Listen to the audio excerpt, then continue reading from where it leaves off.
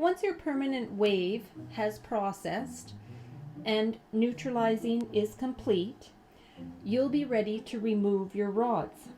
Now remember, the hair has just gone through a chemical process, and therefore it's very important to remember that this hair is in a more of a fragile state. So when you go to remove the rods, it needs to be a gentle process. Do not tug or pull on the rods. We always start our removal in the nape area. Hang on to your end paper and unroll your rod, and then gently remove your end paper. As you remove your end paper, flip that hand up a little bit, because you don't want to tug downward on that hair in any way. So as you remove your rods, you will end up with a handful of end papers and your rods are in the other hand. And we just keep moving along. Remember, never put tension or pull on this hair. Fluff that hair up every once in a while, give it a little lift.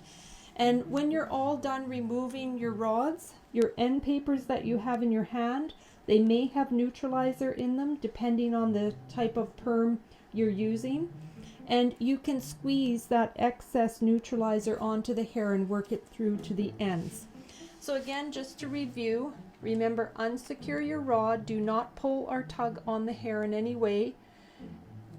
Hang on to your end paper, remove your rod, remove your end paper. Employers do not want to pay you to later stand at the shampoo sink as you lift end papers off of rods.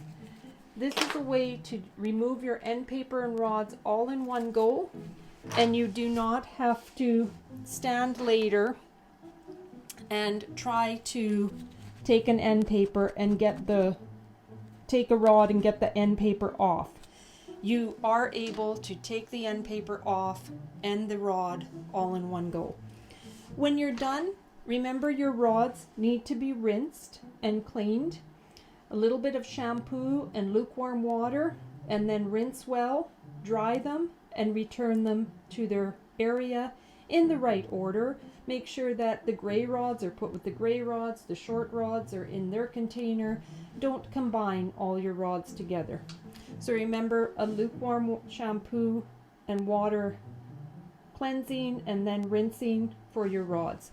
Do not use too hot a water. Extreme heat can cause the plastic to deform a little bit, and cool water isn't enough to get lather going to get into the crevices to cleanse your perm rods. Your end papers, they go in the garbage after you've rinsed everything out. Your end papers can just go into the garbage. And that is how to remove a rod.